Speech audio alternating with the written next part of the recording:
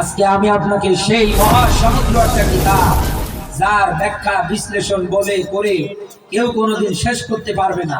পারবে নাকি? শেষ করতে পারবে? সেই মহাসমুদ্র থেকে এবার আমি আপনাকে কোরআন কারীমের একটা স্পষ্ট আয়াতের দিকে ধাবিত করছি। আল্লাহ পাক বলেন, ইন্নাল্লাহা ইউহিব্বুল্লাযীনা ইউকাতিলুনা ফি সাবিলিহি। বলেন আল্লাহু আকবার। সূরা সাফ 61 নম্বর সূরা 28 নম্বর পারা প্রথম নাম্বার রুকু 4 নাম্বার আয়াত।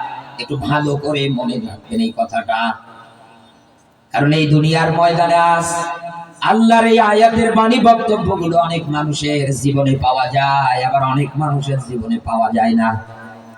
অনেক মানুষ আল্লাহর এই আয়াতটা পড়ার পরে দেখবেন রাগ করে, মন খারাপ করে, না বোঝার কারণে বাড়ি চলে যায়। কোরআন যেহেতু স্পষ্ট, আমরা স্পষ্ট আয়াতেই পড়েছি, দেখি তো আল্লাহর তথ্য কি। আল্লাহ পাক বলেন, এই দুনিয়ার ময়দানে আমার ভালোবাসা নৈকট্য দুনিয়ায় যদি পেতে চাও, এ কথা কার? আরো জোরে বলা লাগবে।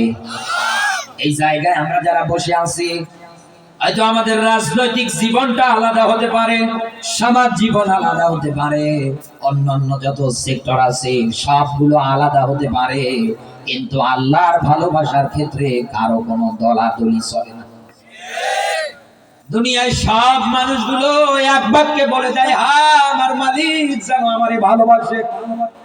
আল্লাহ পাক বলেন, আমার ভালোবাসার নৈকট্য যদি হাসিল করতে চাও, এ বান্দা দুনিয়ায় যদি তুমি পেতে চাও, আমি আল্লাহ পাক তোমাকে এবার কর্মসূচি দিচ্ছি। ইউকাতিলুনা ফি সাবিলিহি। এই দুনিয়ার ময়দানে আমার পথে, আমার রাস্তায় তোকে লড়াই করা লাগবে, সংগ্রাম করা লাগবে। এ কথা কার? আরো জোরে বলেন। গাজীপুরবাসী একটু ভালো করে মনোযোগ দেন এই শব্দটার দিকে। ইউকাতিলুনা ফি সাবিলিহি, এই শব্দটুকুনের ক্ষেত্রে অধিকাংশ মানুষ আজ ইসলামটাকে সীমাবদ্ধতায় রেখে দিয়েছে। 5 ওয়াক্ত নামাজ পড়া, রমজানে রোজা রাখা, সম্পদশালী হলে যাকাত দেয়া, এরকম করে জীবনটাকে সীমাবদ্ধতায় রেখে দিয়েছে।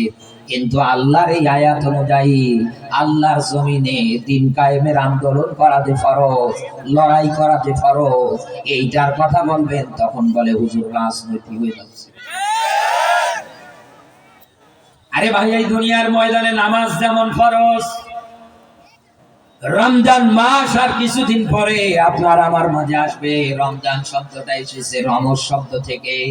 এখানে হাফেজ আলেম যারা বসে আছে জিজ্ঞাসা করে দেখেন, রমজ শব্দটা থেকে আসার পরে অর্থ দাঁড়াচ্ছে জ্বালিয়ে দেওয়া, পুড়িয়ে দেওয়া, ধ্বংস করে দেওয়া। বছর ঘুরে ঘুরে আপনার আমার মাঝে এই ফরজ বিধান আল্লাহ দেয় জীবনের অপরাধ গুলোকে জ্বালিয়ে পুড়িয়ে ধ্বংস করে দেওয়ার জন্য।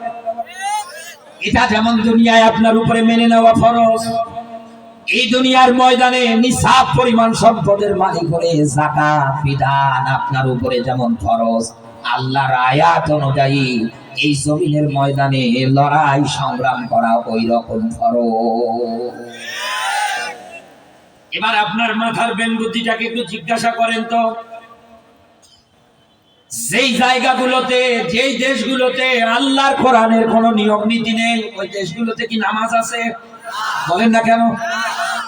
যেই দেশগুলোর মধ্যে ইসলাম ধর্মই নেই, ওই দেশগুলোর মানুষ কি রমজান আসলে রোজা রাখছে? রাখবে। সম্পদশালী যদি তারা হয়, তারা দান সদকা যাকাত সিস্টেম যেটা মুসলমানদের জন্য আল্লাহ ফরজ করে দিয়েছে, তারা কিন্তু তাদের জীবনের মধ্যে নেবে না। তাহলে এখান থেকে কি বুঝতে পারলেন? যেই দেশ, যেই রাষ্ট্রে ইসলাম নেই, কোরআন নেই, ওই রাষ্ট্রে নামাজ নেই, রোজা নেই। এক কথায় আল্লাহর থেকে তারা অনেক দূরে। তারা তাদের মন গড়া নিয়ম নীতি দিয়ে জীবন জিন্দেগি গুলো পার করে দেয়। এই 56,000 বর্গ মাইলের দেশে এমন একটা সময় যদি এসে যায়, কারণ এই দেশের আজ যা পরিস্থিতি, সব চলুক দুনিয়ার মানুষ মেনে নেবে গান বাজনা, কিন্তু আল্লাহর কোরআনের স্পষ্ট আয়াত মানতে পারে না। আস্তে আস্তে করে তো আপনি ইসলাম থেকে দূরে সরে যাচ্ছেন, আপনি ফারেক হয়ে যাচ্ছেন। দূরত্ব তৈরি হয়ে যাচ্ছে। ওই দেশগুলোতে যেমন ইসলামের নিয়ম নীতি না থাকার কারণে ওরা যেমন নামাজ পড়ে না, এদেশে তো এমন একটা সময় আসবে ইসলাম থেকে দূরে গেলে দেশের মানুষ নামাজ পড়বে না। আমার কথাগুলো একটু মনোযোগ দিয়ে শোনেন, একটু চিন্তা ভাবনা করেন। আল্লাহ তো খেলা করার জন্য কোরআনে আয়াতে এই শব্দটা উল্লেখ করে দেয়নি যে লড়াই হবে, সংগ্রাম হবে কার পথে? আল্লাযীনা আমানু ইউকাতিলুনা ফি সাবিলিল্লাহ। সূরা নিসা 4 নম্বর সূরা 5 নম্বর পারা 7 নম্বর পৃষ্ঠা 10 নম্বর রুকু, এটা পাবেন আপনি 76 নম্বর আয়াতের প্রথম অংশে আছে। আল্লাহ পাক বলেন ইন্নাল্লাযীনা আমানু, যারা ঈমানদার ওরা লড়াই করে সংগ্রাম করে কার পথে?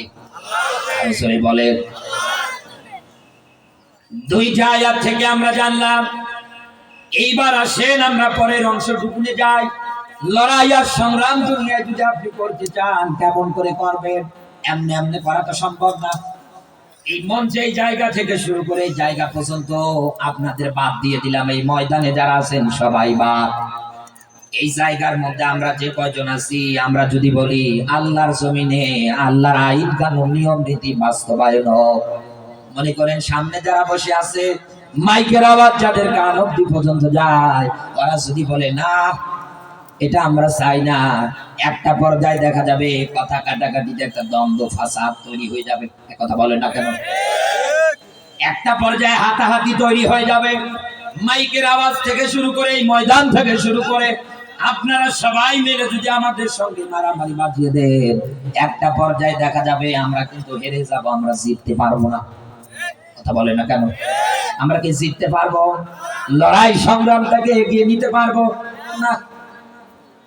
এই জন্যই তো আল্লাহ পরের শব্দটুকু সফান কান্নাহুম বুনিয়ানুম মারসুস। এখানে যারা হাফেজ আলিম বসে আছেন শব্দটার মিনিং জিজ্ঞাসা করে দেখে। সূরাটার নামকরণ করা হয় এই অংশটুকু থেকে সূরায়ে সফ। আর সফ মানে দলবদ্ধ, কাতারবদ্ধ, সারিবদ্ধ। আল্লাহ তাআলা দলবদ্ধ, কাতারবদ্ধ, সারিবদ্ধ দিয়ে এটাই বোঝাতে চেয়েছে ও ঢাকার মুসলমানেরা, এই দুনিয়ার ময়দানে লড়াই সংগ্রাম যদি করতে হয় কোন ভেদাভেদ, কোন হিংসা বিদ্বেষ কোনো চলবে না। একটাই পরিচয় জবান দিয়ে বের হবে, অকলা ইন্নানি মিনাল মুসলিমিন। বলেন আল্লাহু আকবার। আমাদের পরিচয় একটাই, আমরা মুসলমান। এই পরিচয় বহন করার পরে হিংসা বিদ্বেষ যা আছে সব ভুলে যাবে। হাতে হাত রেখে ঐক্যবদ্ধতা হয়ে সামনের দিকে এগিয়ে যখন বলবেন জমিনের সৃষ্টি যার, আইন চলবে তার, এই স্লোগান যখন সবাই মিলে দলবদ্ধ হয়ে দেবে, এই দেশের উই পোকারা পালানোর রাস্তা পাবে না। কিন্তু আমাদের দেশের সিস্টেম বড় আলাদা, এই দুনিয়ার ময়দানের নিয়ম নীতি বড় আলাদা। মিলিয়ে দেখেন এই দুনিয়ার ময়দানে মুসলিমদের মাঝে আজ কাতারবদ্ধ, দলবদ্ধ, সারিবদ্ধ না থাকার কারণে সব জায়গায় যারা বেশি মাইর খায় ওরা মুসলমান। বিশ্বের বিভিন্ন রাষ্ট্রগুলোতে অপমানিত হচ্ছে, লাঞ্ছিত হচ্ছে কারা? এ দেশের মুসলমানেরা। একটা বারের জন্য চিন্তা ভাবনা করেন, কোরআনের আয়াত নিয়ে গবেষণা করেন। সূরা নাহল 16 নম্বর সূরা 14 নম্বর পারা 68 নম্বর আয়াত, একটু ভালো করে মনোযোগ। আবারও বলছি সূরা নাহল 16 নম্বর সূরা 14 নম্বর পারার 68 নম্বর আয়াত। এই আয়াতের মধ্যে একটা তথ্য আছে দলবদ্ধে। আল্লাহ রহিম মৌমাছিদের প্রতি ওয়াহা রাব্বুকা ইলান নাহলি, ও দুনিয়ার মৌমাছিরা তোমাদের প্রতি আমার ওহী, তিনটা জায়গায় তোমরা তোমাদের ঘর বানাবা, বাড়ি বানাবা। এক নম্বরে জিবাল, জিবাল মানে পাহাড়। 2 নম্বরে সাজার, সাজার মানে গাছ। 3 নম্বরে মানুষের ঘর বাড়িগুলোকে কোরআনের ভাষায় মুফাসসিরে কেরামরা ব্যাখ্যা